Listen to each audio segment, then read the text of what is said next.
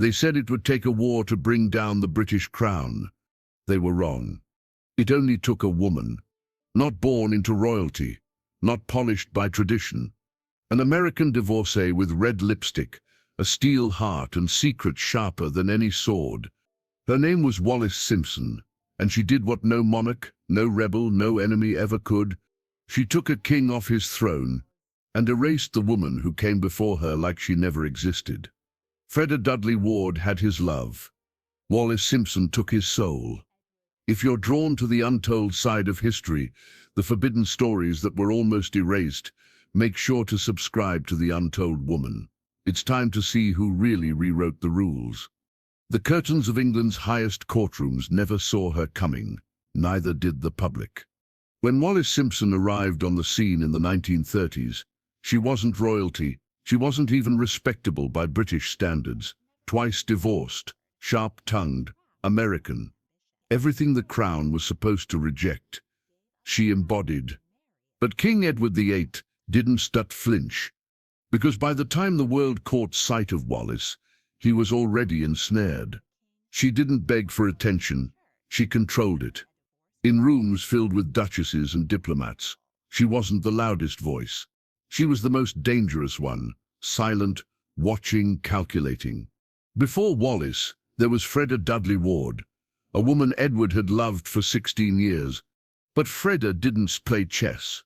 She thought she was safe. She thought affection was enough. Wallis didn't want affection. She wanted power, and she knew exactly how to get it. Their love triangle was never written in scandalous letters.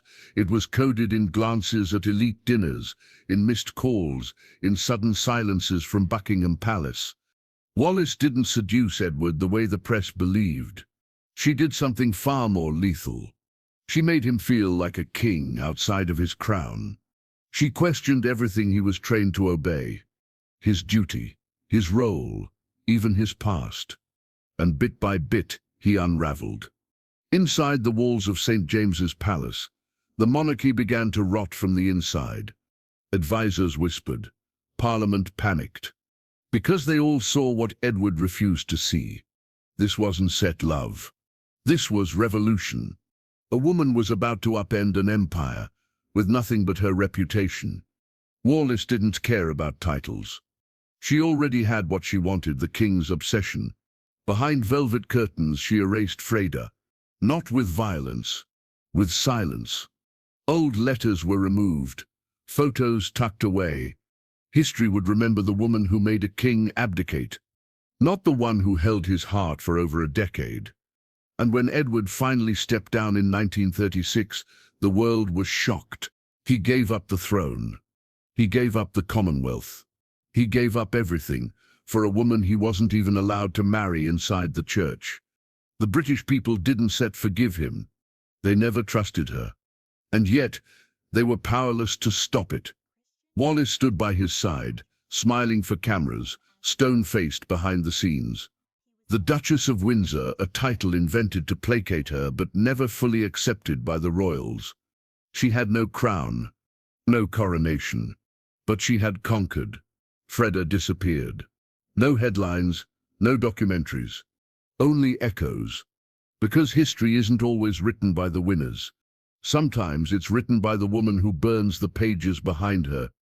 Wallis didn't just rewrite her story. She deleted others, and in the flickering shadows of the Windsor lineage, she remains the ghost that still haunts the throne. The palace press team worked overtime, not to protect the monarchy that ship had sailed, but to rewrite the destruction of a dynasty into something palatable, digestible, romantic. They spun it as a love story for the ages.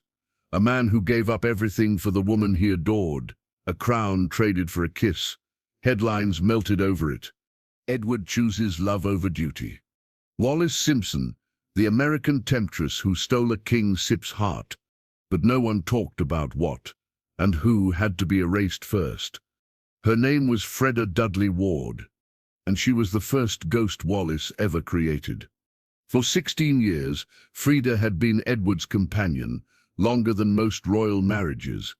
They met during the First World War when Edward was still the young, restless Prince of Wales. Freda was beautiful, married, and sharp. But more importantly, she understood the rules. Be quiet, be private, be loyal, and above all, never threaten the crown. She was his safe place, his escape, and he loved her, deeply, obsessively, in the only way Edward knew how. Their letters, still preserved today, read like the frantic notes of a teenager, not a future king. But it was a love built on discretion.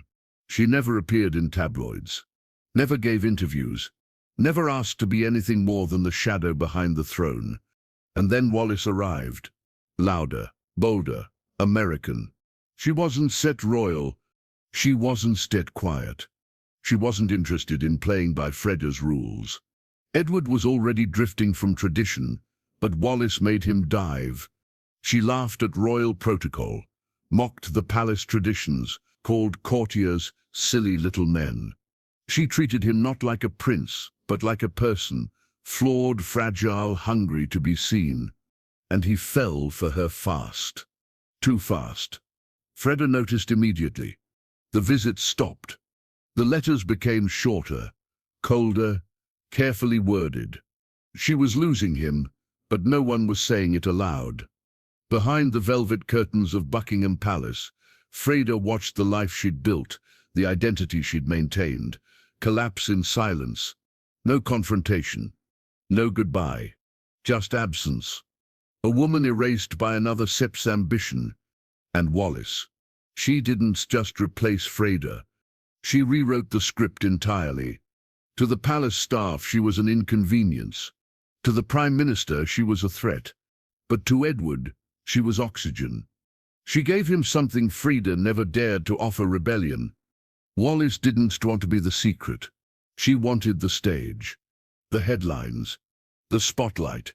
And Edward, the king-in-waiting, handed it to her with both hands.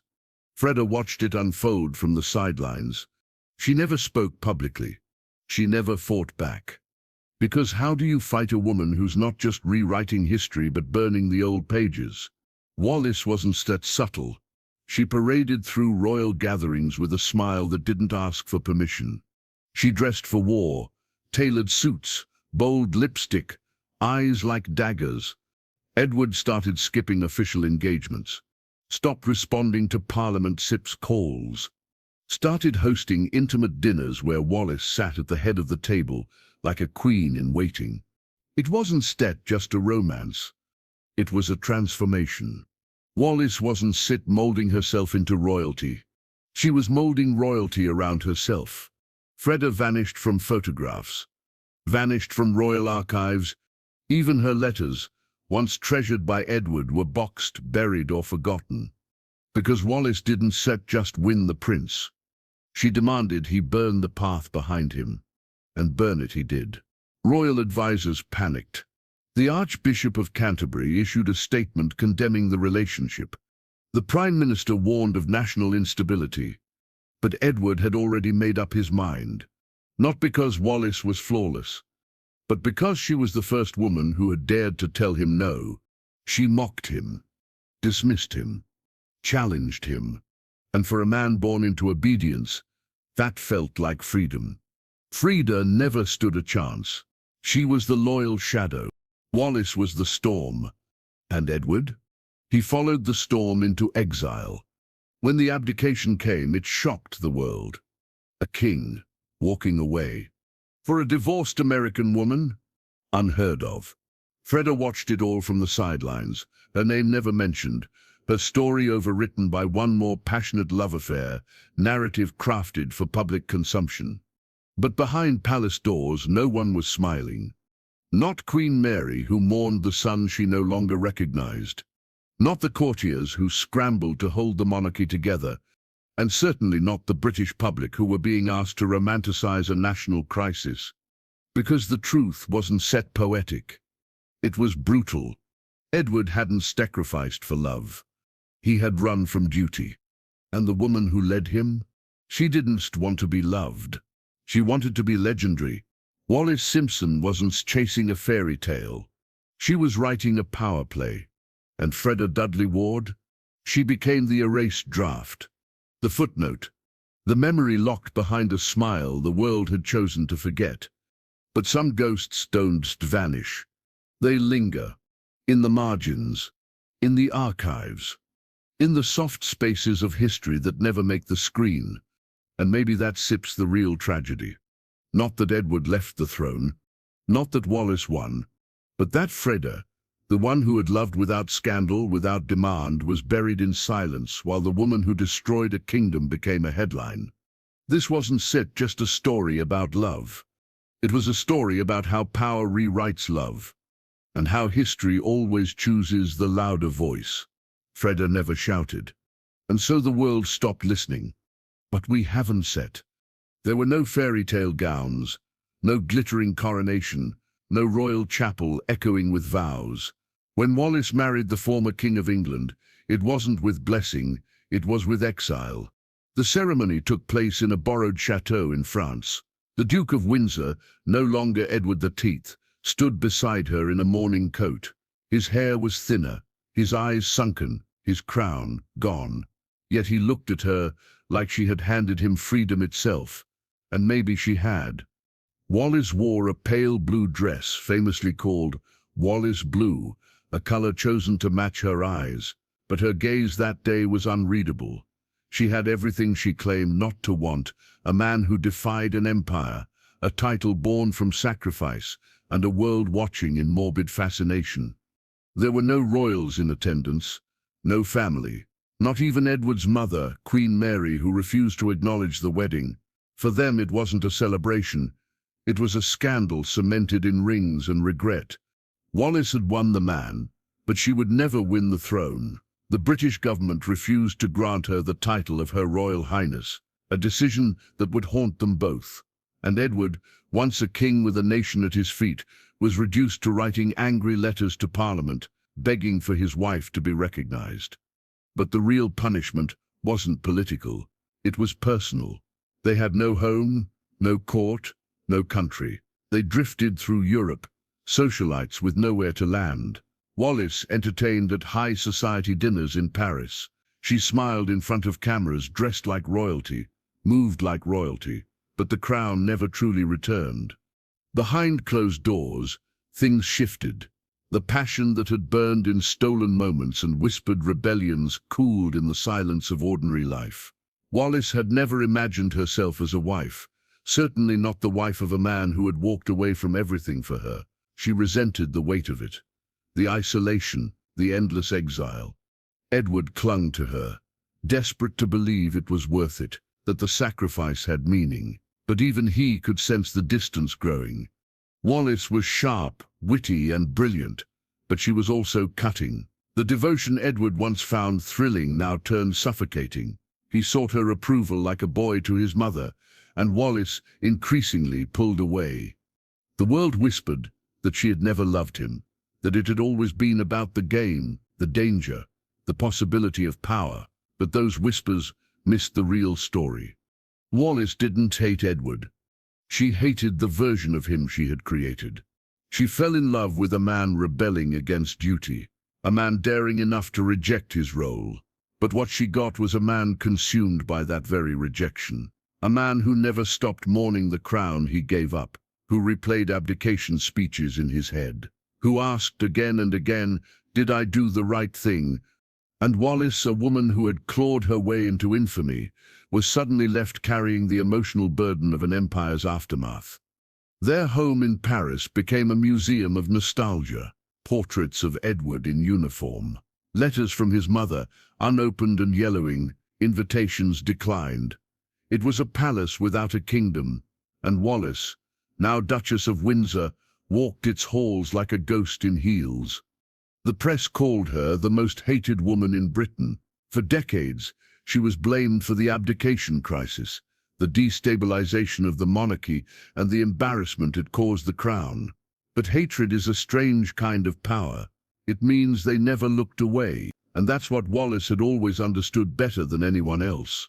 She knew how to perform, how to lean into myth, how to let people think she was the villain, because villains, at least, are remembered. Meanwhile, Freda Dudley Ward remained in the shadows, her name forgotten, her story untold. The woman who had stood beside Edward for 16 years was now a footnote in biographies, her letters stored in archives, her voice missing from documentaries. But Wallis couldn't escape Freda completely. Not really. Edward would sometimes mention her name, quietly, as if testing the memory. Wallis never responded. But she noticed the flicker in his eye when a certain song played, the way he paused at old photographs before turning them face down. Freda had given Edward comfort, predictability, devotion. Wallis had given him a revolution, and revolutions by nature are loud, but they don't last. The cracks deepened during the Second World War. The Duke and Duchess were stationed in the Bahamas, an exile disguised as diplomacy. The British government didn't trust them. Rumors swirled about Edward's sympathies for Nazi Germany. Letters, meetings, a possible plot to reinstall him as a puppet king. Nothing was proven, but the stain remained. Wallis hated the Bahamas. She called it a third-rate British colony, loathed the climate, despised the people. Edward, meanwhile, drifted further into irrelevance. He played golf, wrote memoirs no one read, held on to the memory of a crown that had never truly fit him. And Wallis watched him fade. She never returned to the spotlight in the way she had imagined. No royal apologies, no grand reconciliation, just aging tabloids and fading headlines. When Queen Elizabeth II eventually rose to power, she refused to invite the Duchess to official events. The rift remained. But even in her bitterness, Wallis understood something the royals never did. Attention was currency, and she had been rich for a long time. She lived until 1986, alone in her Paris home after Edward's death, half deaf, half blind, surrounded by portraits of a man she had simultaneously saved and destroyed. The housekeepers said she rarely spoke, that her meals were silent, that she wandered the rooms like a woman searching for something she'd lost decades ago. Not love, not power, just meaning. Because what do you do when the world you sacrificed everything for forgets you? Wallis Simpson had become the most infamous woman of the 20th century. But infamy, like royalty, comes at a price. And once you stop feeding the myth, it eats you. History may never agree on who she really was. A seductress, a savior, a social climber, a scapegoat. But if you peel back the legend, if you trace the ash trails behind the crown, you'll find a woman who dared to walk into the lion's den and smile. And for a time, the world bowed. There were two Wallises. The woman who sat beside the Duke of Windsor at dinner parties in Paris, poised, jeweled, lips perfectly curved in amusement, and the woman who stared back at herself in the mirror once the guests had gone home, hollowed, restless, unapologetically aware of her own myth and sick of it. The first Wallis understood performance. She excelled at it. She knew what colors flattered her jawline, how to move with grace through a room full of foreign aristocrats who whispered American like it was a disease. She wielded elegance like a weapon, silencing critics not by arguing but by outshining them. She was the woman Time magazine called the most talked about woman in the world. Not loved, not admired, talked about. And that for her was enough. But the second Wallis, the one hidden behind closed curtains and late-night scotch, knew something the world didn't. She hadn't stolen the British throne. The throne had never belonged to Edward to give. Because long before the crown had rested on his brother's head, long before he'd abdicated for the woman I love, Edward had been unraveling. Freda Dudley Ward had seen it first, and she had tried to hold him together with gentle words and quiet loyalty. But Edward needed more than devotion. He needed destruction, and Wallis, well, she had never been good at half measures. When Edward left the throne, Wallis thought she was gaining a partner, a rebel, a man willing to stand against centuries of control. But what she inherited was a wound, an open, festering wound that never closed. The monarchy didn't just exile Edward, it rewrote him. In public, he was now the former king. In private, He was a man wandering through decades of his own regret. And Wallis? She became both nurse and warden, the caretaker of a man who could never return home, and the scapegoat for a nation desperate to forget. The house in Paris echoed with their exile. Guests came and went, dazzled by the chandeliers and silver cutlery, but they rarely stayed long. There was something haunted in the air, like the rooms were holding their breath. Even Wallis's laughter sounded rehearsed, and behind every toast, every twirl of her sapphire necklace, was a quiet, gnawing question. Was it worth it? Because the truth was, Wallis had never wanted to be queen. Not really. She had wanted power, yes, but power on her terms, influence without obligation, fame without sacrifice. The idea of being a royal had thrilled her, but the reality was isolation, scrutiny, and a husband who never stopped comparing her to the crown he gave up.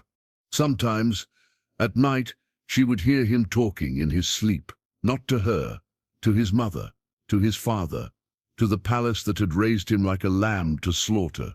"Tell them I did it for love," he murmured once. Wallis didn't wake him. She didn't have the heart to say it out loud. He hadn't done it for love. He had done it because he couldn't bear to be told no. Freda had told him no, once, and it nearly broke him. Wallis never did. That was her brilliance, her trap, her curse. She made him feel like the master of his fate, while slowly becoming the author of his exile. And still, for all the pain and politics, Wallis remained a force. Even as they aged, even as Edward's body weakened and his relevance disappeared, she remained stunning. Designers sent her custom gowns. Socialites mimicked her style. Even in her 60s, she appeared on magazine covers. She had created herself so thoroughly that the world forgot who she had been. But time is cruel to icons. In the 1960s, a new generation of royals emerged. Queen Elizabeth II redefined monarchy. Quieter, more dutiful, less scandalous. Princess Margaret offered just enough rebellion to intrigue without burning down the institution. Diana hadn't yet arrived, but the mold had begun forming. Wallis, once the headline, became the cautionary tale. She was no longer the woman who captured a king. She was the woman who ruined one. And Edward, his health declined slowly, then all at once. In 1972, he died in Paris. His final words were not recorded. There were no dramatic farewells, just breath, and then silence. His body was returned to Britain, buried in the royal family's private cemetery. For the first time in decades, he was home. Wallis followed behind the casket, not as a widow to a king, not even as a royal consort, just a woman, aging, alone, dressed in black, staring at a country that had never accepted her and never forgotten her. The funeral was formal, choreographed. Queen Elizabeth met her briefly, a gesture many took as olive branch, others as royal obligation. Wallis nodded, bowed slightly, and said nothing. Her face was unreadable. Her voice, when she did speak to reporters later, was practiced. "He was the love of my life." It was a sentence that echoed through headlines, but no one asked what else she might have loved and lost. After Edward's death, the house grew quieter, the guests fewer, the parties ceased altogether. Wallis's health began to fail. Strokes, memory loss, brittle bones. Her staff changed her clothes, fed her meals, maintained her legend like museum curators polishing a relic. In her final years, she rarely spoke. Letters went unanswered. Photographs stopped. She sat for hours in front of the same window, watching the Paris streets below. Occasionally, someone would call her name. "Duchess?" But she didn't always respond. She was somewhere else, somewhere before all of this. Maybe with her first husband, maybe at the Waldorf Astoria, maybe in the days when being Wallis Simpson meant possibility, not punishment. When she died in 1986, the world barely noticed. No front-page obituaries, no royal acknowledgements. Her funeral was private, her ashes placed beside Edward's in the Windsor royal tomb. A final irony. She was buried among royals, but never allowed to be one. There were no documentaries. Not yet. No Hollywood retellings. Just rumors, gossip, a name that lived longer than the woman who bore it. Wallis Simpson had stolen the throne, they said. But if you peel back the tabloids, the headlines, the fury of a century, you'll find something simpler. She was a woman who refused to be ordinary, who refused to be ruled, and who paid for that refusal every single day. She didn't want your pity. She wanted your attention. And for a time, she had it all. They had called it the Great Renunciation, but for Wallis, it never felt that noble. Edward had given up the crown, yes, but not for love, not entirely. He'd abandoned the throne because it was easier to escape responsibility than face the reality of his weakness. The crown hadn't been taken. It had slipped from his head long before he met Wallis, and now she was wearing the blame like a cursed inheritance. After the abdication, exile was immediate. Britain didn't just close its doors, it erased their names from polite conversation. Invitations vanished. The press turned vicious. Even Edward's own mother, Queen Mary, refused to meet Wallis, not once. Her message was clear: you may have taken my son, but you will never take your place beside him. And yet, in Paris, Wallis turned the cold into performance. They moved into a lavish villa in the Bois de Boulogne, a quiet corner far enough from Versailles and the noise of London. Their home became a strange museum of exile, silver trays with royal crests, portraits of a king who was no longer king, and closets filled with designer gowns for a duchess who could never be queen. To outsiders, it was a fairy tale in ruins. But Wallis, she played the role with precision. She hosted balls, drank champagne, wore Dior before it ever hit London. The Americans idolized her. Europeans whispered her name like a spell. The woman who had made a king kneel. But beneath the diamonds was a woman unraveling. Wallis had always known how to win attention. What she didn't know was how to live in a world that only ever wanted her to remain a headline. The Duke, once daring and wild, began to shrink. He lived in a fog of past glories. He missed England, missed relevance. He walked through their Parisian halls in uniform, medals clinking like ghosts. He spoke of Freda sometimes. Once he muttered her name in his sleep. Wallis never asked questions. She didn't need to. She knew Freda was his before, but she also knew he was never fully hers either. When World War II broke out, the fractures grew deeper. Edward was given a post as governor of the Bahamas, a title more ceremonial than strategic. Churchill had been cautious, even suspicious. There were rumors the Duke had Nazi sympathies, whispers that Hitler believed Wallis might be the key to reinstating Edward to the throne under German rule. Wallis hated the Bahamas. She called it third-rate, boring, a prison in paradise. The heat drained her, the gossip suffocated her. She grew thinner, smoked more, and in private letters she began to use a word she sipped had never dared before: regret. They spent 5 years there. 5 years of public duties, ribbon cuttings, and endless smiles. But it was also 5 years of silence from Buckingham Palace. The royal family had drawn the line. They would never return. When the war ended, so did any illusions. They returned to France, older now, duller around the edges. The Duke's health worsened. Wallis's friends had moved on. The press had turned to newer scandals, fresher faces, and the royal family was flourishing without them. In 1953, Elizabeth II was crowned, a 25-year-old queen with a new era ahead of her. Wallis watched the coronation on television. She wore a brooch Edward had given her, an emerald once owned by Queen Alexandra. As the golden crown was lowered onto Elizabeth's head, Wallis said nothing, but her jaw clenched just enough for the room to notice. It was not jealousy. It was realization. The world had moved on.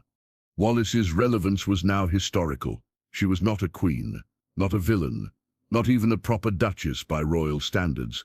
She was an echo. But echoes, if powerful enough, haunt forever. She leaned into the mythology, posed for magazine shoots, wrote memoirs, carefully edited, of course. She referred to Edward as David, his private name, called him devoted, romantic, unchanged. But readers knew, between the lines, there was something brittle, something undone. In one interview she said, "I am nothing without him." It was framed as love, but others heard something else, despair. Because Wallis had always defined herself by the men around her. Her first husband had taught her survival. Her second, wealth. Edward gave her the world, but took away the possibility of belonging in it. And Freda? Freda had never left the story, not truly. In letters Wallis never sent, she mentioned her. Once she wrote, "They loved you because you were soft. I survived because I was not." She was right. Freda had been adored, then forgotten. Wallis had been loathed, then immortalized. There's a cruel irony to that. The woman who played by the rules was erased. The woman who broke them became legend. And still, Wallis remained human. Behind the couture and controversy, she laughed at vulgar jokes, cried in silence, held Edward's hand when he trembled from old age. She was no longer chasing headlines. She was chasing something quieter, peace. But peace never quite found her. When Edward died in 1972, she collapsed. Publicly, she wore black, spoke of losing her compass, but privately, she stopped speaking altogether. The years that followed were lonely. Wallis suffered a series of strokes. Her memory faded. She stopped recognizing faces. The woman who had once ruled drawing rooms with a single glance now stared blankly at ceilings, whispering to people who weren't there. She died in 1986, age 89. Her funeral was modest by royal standards. Prince Charles attended, not out of affection, but protocol. She was buried next to Edward at Frogmore, beneath a tomb that read, "His Royal Highness the Duke of Windsor, Her Grace the Duchess of Windsor," not Queen, not Princess, just Duchess. A compromise, a punishment, a posthumous reminder. But maybe Wallis wouldn't have minded, because despite everything, the exile, the hatred, the silence, she won. She made the crown kneel, made a man abandon his destiny, made history remember her name. She had once said, "You can never be too rich or too thin." But perhaps her true motto was simpler, never be forgettable. And she wasn't set. There's a moment in every exile where silence stops being punishment and becomes identity. After Edward's death, Wallis Simpson didn't become a widow. She became a phantom. The Paris villa where they had once hosted kings and millionaires turned into a mausoleum. Chandeliers still glittered, mirrors still gleamed, but the air had thickened, like time had slowed or simply stopped. Servants lowered their voices. Guests no longer came. The house began to rot in elegance. Wallis rarely left her bedroom. There, in the same bed where Edward once whispered endearments and fears, she lay motionless for hours. Letters from old friends went unread. Gifts sent by American fans gathered dust. And yet, her closet was always immaculate. Her jewelry still arranged in velvet drawers. Her gloves still pressed, as if a part of her believed she might need them again. She wouldn't sit. The strokes began subtly.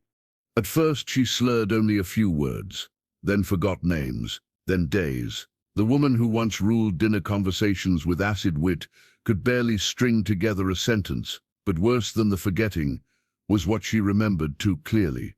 Whispers from the past began haunting the walls. The Duchess would call out, not to Edward, but to long-dead acquaintances, to Frida, to Ernest, to names no one had spoken in decades. Her staff wrote it off as confusion, but in truth, it was her mind replaying unfinished business.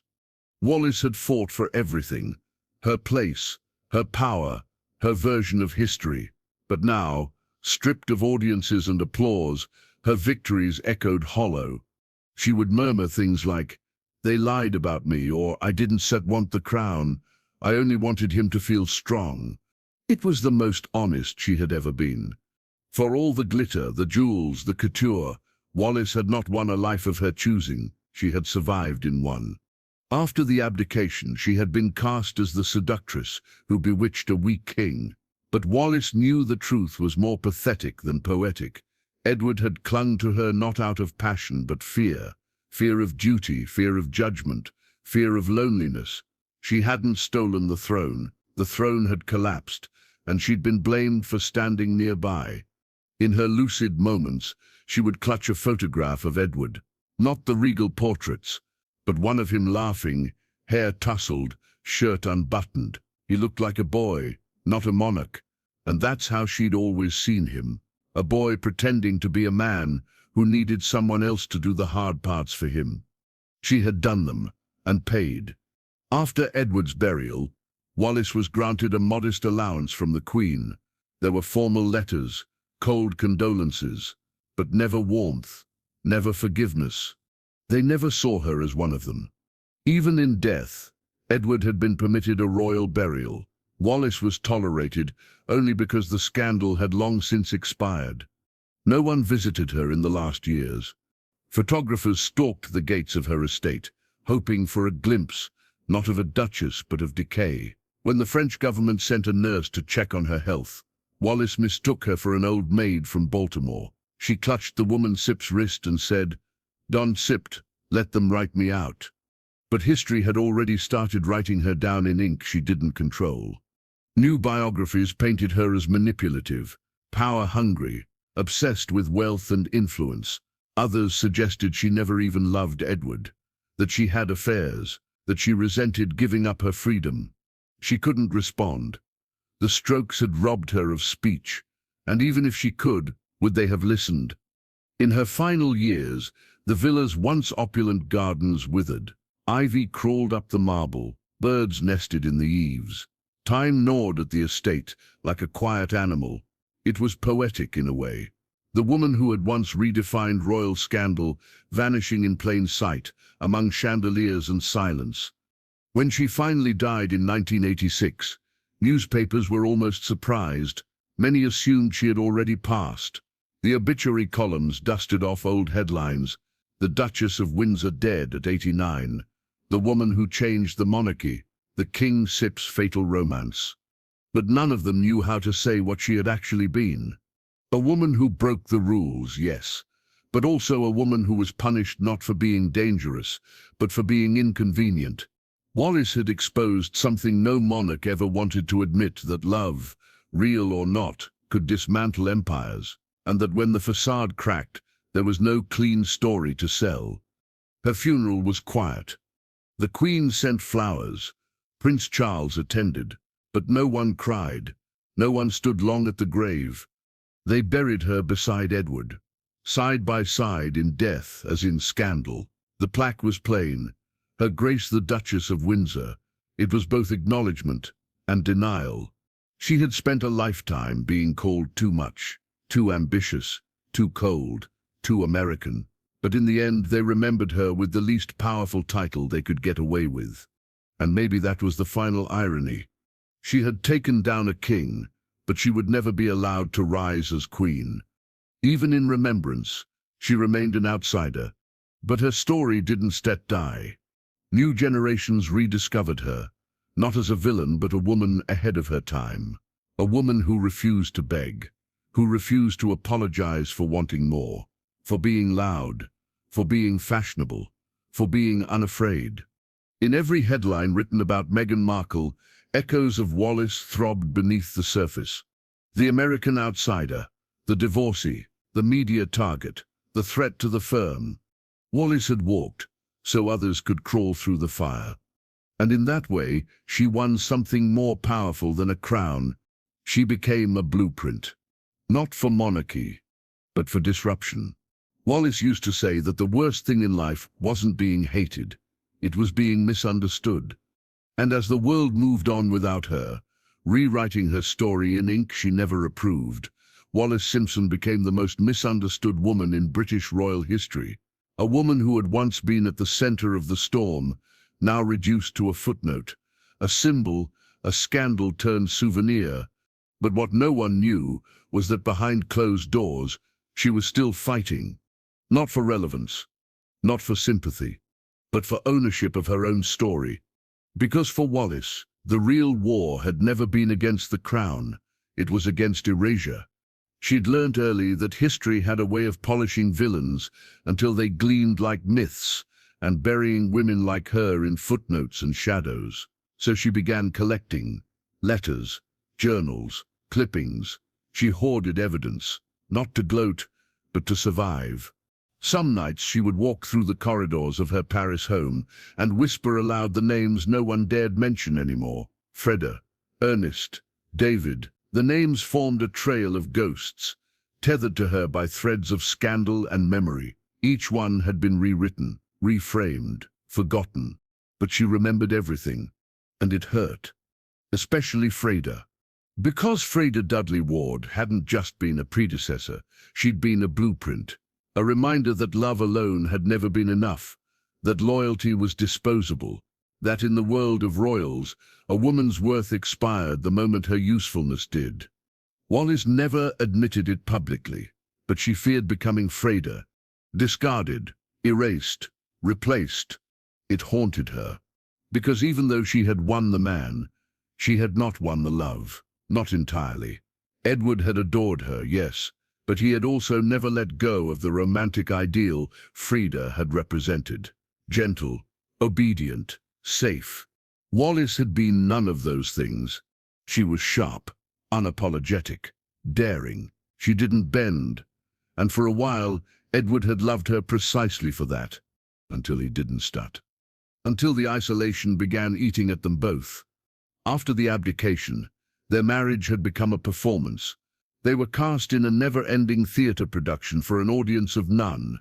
Every dinner party, every public photograph, every carefully worded statement, choreographed to preserve an illusion neither of them truly believed anymore. Behind the scenes, Wallis was exhausted. She would spend hours staring at old photographs of herself, not out of vanity, but curiosity. She wanted to remember who she had been, before the palace, before the headlines, before the burden of carrying a fallen king on her back. There was one photo she returned to often, a black and white image of her in Shanghai, long before Edward, her smile unguarded, her eyes wide. She looked like a woman still discovering the edges of her power. That version of Wallis was gone. And yet, she mourned her. Sometimes, when the house fell quiet and Edward had gone to bed, she would sneak down to the library and reread their old letters, the ones from the early days, full of coded longing, desperate affection, reckless declarations. I can't live without you. You are my strength. With you I am free. But those words belonged to another time, another Edward. The Edward she now lived with had become soft, diminished. A man stripped of purpose, haunted by the crown he had once cast aside. He read old speeches like they were prayers, studied family photographs like maps to a land he'd been banished from. Wallis pitied him, and sometimes resented him, because in saving him, she had sacrificed herself, and the world never forgave her for it. There were no statues of Wallis, no biographies that dared portray her as complex, only caricatures, headlines, half-truths, rumors. They said she was a Nazi sympathizer because she once had tea with a German official. They said she never loved Edward because she flirted at parties. They said she was cold, manipulative, calculating because she refused to cry in public. But none of them saw her at 3 a.m., pressing her forehead against a window pane, whispering her dead mother's name, or carefully wrapping a bracelet Edward had once given her, even after he'd forgotten it existed, or writing unsent letters to people she knew would never write back. They didn't see the loneliness, the discipline, the quiet heartbreak of being a woman who had given up everything, and still been called too much. Even Freda, in the end, had been granted some dignity. She faded into private life, remarried, reclaimed silence. Wallis was never allowed that. She remained a target, a symbol, the American who broke the British throne, the woman who never knew her place. And yet, she had survived. Through ridicule, through exile, through decades of venom disguised as journalism.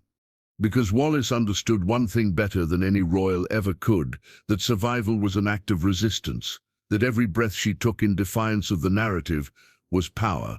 She may not have worn a crown, but she had weaponized presence, and that terrified them. As she aged, the press began speculating about her health, about her finances, about whether she regretted it all. But Wallis never gave them the satisfaction. She didn't grant interviews, didn't explain herself. She let the silence sharpen around her like a knife. Because if they wouldn't tell the truth, she would deny them a lie. And in that silence, she wrote her own ending.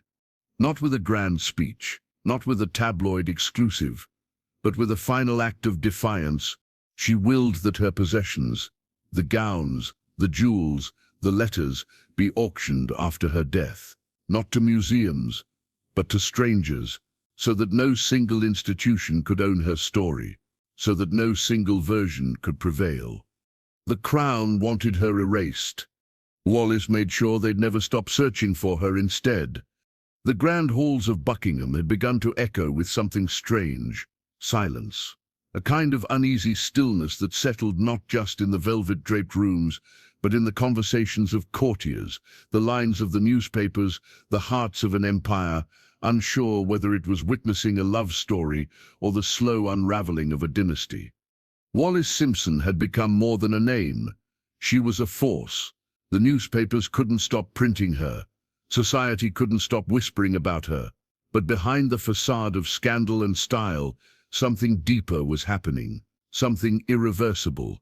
Edward VIII, once the Golden Prince, the war hero, the man groomed from birth to wear a crown, had begun to fade, not in power, but in identity. Each decision he made for Wallis wasn't just personal. It chipped away at the very image of monarchy. Tradition was supposed to stand above emotion, but now emotion sat at the throne's edge, wearing a cocktail dress and holding a cigarette holder. His advisors begged him to see reason. "You can have her, sir, but not as queen." They offered him loopholes, legal gymnastics, secret arrangements, anything to keep the throne stable, anything to keep the American from becoming sovereign by association. But Edward didn't want a mistress. He wanted a wife. And so, quietly, the machine began moving. Government officials drafted plans. Parliament rumbled with fury. The prime ministers of the dominions, Canada, Australia, South Africa, all signaled resistance. The monarchy wasn't just British, it was global, and Wallis wasn't welcome on that stage. But to Edward, it was simple. If he couldn't marry her as king, he wouldn't be king. And that was when the throne trembled.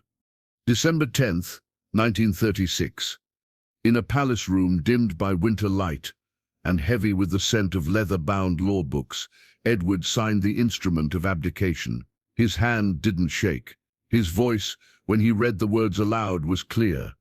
"I have found it impossible to carry the heavy burden of responsibility without the help and support of the woman I love." The next morning, the headlines stretched across front pages worldwide. "The king who quit for love." But was it love, or obsession, or rebellion wrapped in romance? The public was divided. Some were enchanted by the fairy tale, the man who gave up an empire for a woman. Others were appalled. The monarchy was supposed to be sacred, unshakable. He'd made it human, messy, fallible. Wallis, now in France, read the headlines with a forced smile. Her divorce had just been finalized. The timing was perfect, and yet, behind the triumph, she knew what was coming. The British establishment would never forgive her. She hadn't just taken their king, she'd forced them to rewrite history. When Edward boarded the train for exile, heading to Austria, then France, then Portugal, he did so as the Duke of Windsor, a title hastily created to give him something, anything to hold on to. But he had no crown, no power, no country. Just Wallis. And she was terrified, because she hadn't asked for this. Wallis had wanted influence, certainly. Prestige, yes. But a king in exile, a kingdom surrendered. She was now the most hated woman in Britain, no longer a socialite, no longer just a scandal, but a symbol, a wound. When they finally married, in a modest chateau in France, no royal family member attended. The Church of England refused to bless the union. There were no trumpets, no balcony kiss, only the sound of camera shutters and protesters outside. She wore blue, not white. Not because of tradition, but because tradition had rejected her. She became Her Grace, the Duchess of Windsor, a title elegant on paper, but heavy with irony, because no grace would be given. Inside their new homes in France, then the Bahamas, then back in Paris, the couple played host to socialites, exiled royalty, American diplomats, but nothing ever matched the shine of what they'd left behind. And slowly, it began to curdle. Edward, stripped of duty, began to wither. He wrote bitter letters to his brother, now King George VI. He missed the ritual, the purpose. He tried to reclaim relevance, flirted with diplomacy, meddled in politics, but doors stayed closed. Wallis tried to keep the illusion alive. She hosted dinners, wrote thank-you notes to every tabloid that softened her image, but she knew she would never be queen, and in some ways she would never even be forgiven. The British royal family made it clear: no return, no red carpet, no reconciliation. Years passed, then decades, and Wallis became a kind of living myth, the woman who broke the crown, the American who rewrote centuries of British history in one whirlwind of charm, ambition, and defiance. She had erased Frater Dudley Ward, yes, but in doing so, she had erased herself too. Because she had traded visibility for vilification. Every word she spoke was dissected. Every smile, every gown, every photograph, proof of manipulation or guilt. She couldn't win. Edward, for all his passion, had made his choice, but it was Wallis who bore the consequences. In exile, in whispers, in the footnotes of royal history books that refused to use her name without venom. And yet, she endured. She wrote memoirs, elegant, guarded. She told her story with poise, if not with full honesty. She smiled in public. She leaned into fashion, into art, into being the duchess they couldn't ignore. But privately, the weight never lifted. She had loved him, yes. But had he loved her, or had he loved the fantasy of what she represented? Freedom, rebellion, escape from royal suffocation? In their final years, the glamour faded. Edward's health declined. Wallis, once the life of the party, retreated into silence. The world had changed. Diana had arrived. A new kind of royal scandal was unfolding, one more telegenic, more tragic, more sympathetic. And Wallis, she became an antique. When Edward died in 1972, he was buried in the royal burial ground in Windsor, a final quiet concession from the crown. And when Wallis died in 1986, they buried her beside him, but not in the royal vaults, in a patch of earth, separate from the true sovereigns. Even in death, she remained outside. But here sits the thing history often forgets. She did what she wanted. She made choices, bold, imperfect, unapologetic. She refused to be quiet, refused to be a side note, refused to stay in her place. She stole a king. She shook an empire. And whether you see her as a villain or a visionary, she made you choose. Because Wallis Simpson was never neutral. She was a storm in a tiara. And as the cameras flash on new royals, new headlines, new exiles and scandals, somewhere, in a Parisian shadow, her ghost still smirks. Because she did it first. And she did it loud. They called her a temptress, a gold digger, a social climber. But by the 1960s, Wallis Simpson had become something far more complicated, a relic of a decision no one dared make again. In the quiet corridors of Kensington and Clarence House, her name was spoken like a warning, a lesson. Royals told their daughters to watch their tongues, told their sons to watch their hearts. Because once, just once, a king fell in love and fell off the throne. And Wallis was the reason why.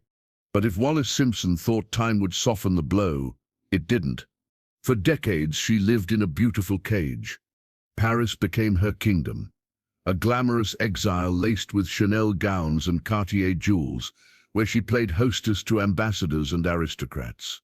But no matter how dazzling the dinner parties, she always sensed the chill, not from the air but from the lineage she had disrupted. Every time a British newspaper wrote about the Windsors, it was clear she was not one of them. Not truly, not ever. They never invited her to royal weddings, never let her step foot in Buckingham Palace again, and when she tried to send letters to Queen Elizabeth, to her own in-laws, they were often returned unopened. Edward tried to shield her, but he was shrinking. A former king without a cause. He walked like a man who'd given up too much and received too little in return. He read the papers more than he should. He drank. He smiled less. Wallis, meanwhile, continued to wear her mask. Always polished, always poised, but behind the perfect hair and the couture dresses was exhaustion. It was one thing to defy the monarchy. It was another to live in its shadow, forever cast as the villain. Even the public, over time, began to shift. The myth of the romantic sacrifice grew old. New generations didn't remember the abdication. They just remembered a woman the palace refused to acknowledge, and curiosity turned to skepticism, then suspicion. Was it really love or manipulation? Did she lure a king away from duty, or did she save him from a role he was never meant to play? The answers were buried in thousands of pages, press clippings, biographies, memoirs, but Wallis herself never truly clarified. She understood the power of mystery. She once said in an interview, "I'm nothing like they say I am, but why ruin their fun?" Still, she wasn't immune to the loneliness. By the 1970s, their world had shrunk. Edward's health was declining rapidly. The man who had once charmed nations now needed assistance to get through a single dinner party.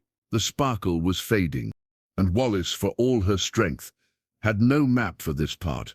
They had built their identity on rebellion, glamour, defiance. But what do you become when the world stops watching, when the parties end, when the only audience is the echo of your own choices? When Edward passed away in 1972, something broke inside her. The British government, in a rare act of symbolic mercy, allowed his body to be buried near the royal family at Frogmore. But Wallis, she had to beg for the same. The Queen, Elizabeth II, eventually relented, but not warmly, not publicly. The gesture was administrative, not affectionate. And so, Wallis stood beside his casket, draped in black, as cameras flashed. She didn't cry. She rarely did in public. But those who were there say her hand trembled once, just once, when they lowered him into the ground. Back in Paris, the loneliness settled in like dust. The guests stopped visiting. The calls slowed. She began to forget things, names, faces, events, and then even herself. By the 1980s, Wallis Simpson was alive, but no longer living. Her staff cared for her as best they could, but dementia had arrived like a quiet storm, stripping her memory of scandal, of style, of sparkle. All that remained were flickers, a voice she didn't recognize calling her name, photographs that felt like fiction. The woman who had once shaken an empire now couldn't remember why anyone hated her, and maybe that was mercy. When she died in 1986, the press dusted off the same words they had used for decades: infamous, controversial, divisive. But they had missed something. Wallis wasn't just the American who took a king. She was the woman who exposed how fragile the crown could be. She made the monarchy bleed, not through war but through choice. She forced the royal family to reckon with something they spent centuries avoiding. What happens when duty and love collide? What happens when the fairy tale ends in exile? What happens when a woman refuses to apologize? For the palace, Wallis was a threat because she reminded them of their humanity, their flaws, their limits. And for that, she was never forgiven. But maybe, just maybe, she never asked to be. Because the tragedy of Wallis Simpson wasn't that she was hated. It was that she was right. The system was broken, the role was cruel, the performance was exhausting. She had seen the mask and ripped it off. And in doing so, she left behind more than scandal. She left behind a question, one that echoes through palaces and tabloids and tea tables to this day. What is the cost of being yourself when the world demands a performance? And would you pay it? Because she did. Wallis Simpson paid it in whispers, in exile, in a lifetime of half-forgiven sins. But in the silence of history, she still speaks. They buried her next to the man who gave up everything for her. Not inside the castle, not beside queens or crowned heirs, but at the edge, Frogmore, the royal graveyard reserved for those both remembered and forgotten. The headlines were subdued. The ceremony was small. There were no trumpets, no grand processions. The monarchy had decided Wallis Simpson was to exit history as she had entered it, with scandal and silence stitched into her name. But what they couldn't set control was memory. Even in death, Wallis left a shadow that no coronation could cleanse. Because she wasn't just a footnote in royal history. She was the disruption that revealed the cracks in the throne. The woman who made the crown tremble, not with a war but with a kiss. And yet, she was still human. Behind the headlines and hysteria, behind the Cartier brooches and tailored gowns, was a woman who learned to survive in a world that was never built for her. Wallis was born into a life where women were told to smile, not speak. To marry well, not live freely. To play their part, not write the script. But she refused. She wasn't noble by birth. She wasn't rich. She wasn't even considered beautiful by the standards of her time. But what she had was something far more dangerous. Charisma, control, and an instinct for power that even kings couldn't resist. When the Duke of Windsor fell in love with her, the world gasped, and Wallis didn't flinch. She knew what she wanted. And more importantly, she knew what she would never accept again. Obedience. They said she seduced a monarch. They said she destroyed a dynasty. But maybe all she did was hold up a mirror. To a system so rigid it could not bend, only break. To a monarchy that worshipped appearance, but feared authenticity. To a society that adored fairy tales, but punished real women for trying to live them.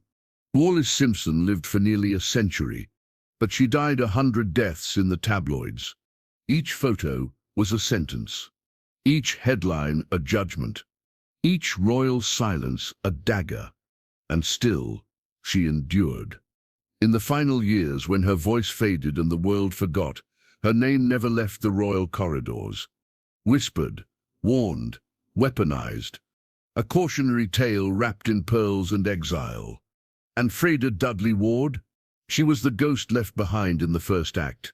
The woman Edward loved before the world was watching. Before Abdication. Before infamy. Before Wallis. Freda had been softer, safer, easier. But she wasn't set Wallis. She didn't make the king choose. Wallis did. That was her power, and her curse. She forced a man to decide between the crown and the woman who wouldn't kneel.